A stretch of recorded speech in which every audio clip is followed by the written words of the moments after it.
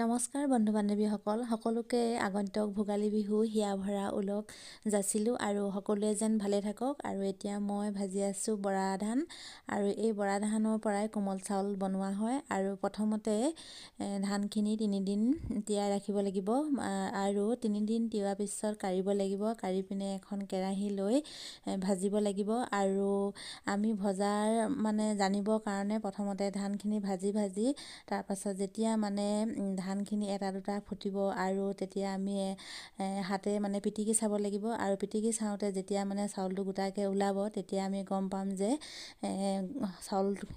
ধানখিনি হৈ গৈছে কাঢ়িবৰ কাৰণে। আৰু এটা খৰাহি লৈ ধানখিনি এনেকৈ কাঢ়ি ল'ব লাগিব। আৰু কৰাৰ পাছত অকণমান যেতিয়া ঠাণ্ডা হ'ব, তেতিয়া মিলত বা ঢেঁকীত বনা হয়। আৰু আজিকালি প্ৰায় ঢেঁকীত বনা নহয়, মিলতে বনোৱা হয়। আৰু এনেকৈ মই এতিয়া ভাজি আছোঁ। আৰু এতিয়া মোৰ এইখিনি হৈ গ'ল। মই এতিয়া এটা খৰাহিত কাঢ়ি ল'ম।